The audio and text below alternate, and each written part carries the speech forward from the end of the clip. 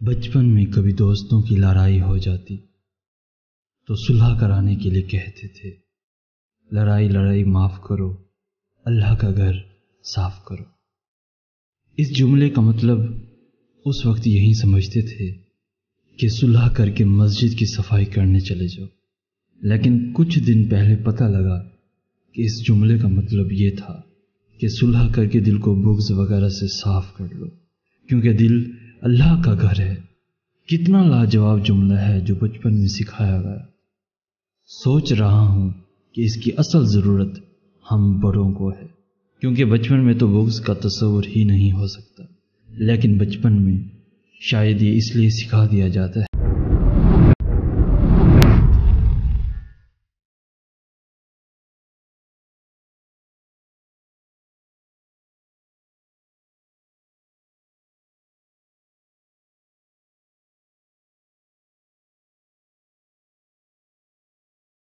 بچپن میں کبھی دوستوں کی لڑائی ہو جاتی تو صلح کرانے کے لیے کہتے تھے، لڑائی معاف کرو، اللہ کا گھر صاف کرو۔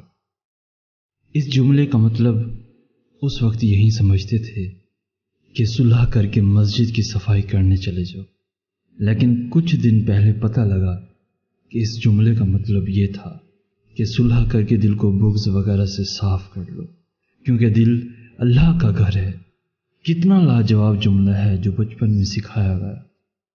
سوچ رہا ہوں کہ اس کی اصل ضرورت ہم بڑوں کو ہے، کیونکہ بچپن میں تو بغض کا تصور ہی نہیں ہو سکتا، لیکن بچپن میں شاید یہ اس لیے سکھا دیا جاتا ہے تاکہ بڑے ہو کر بھی ہم اللہ کے گھر کو صاف ہی رکھیں۔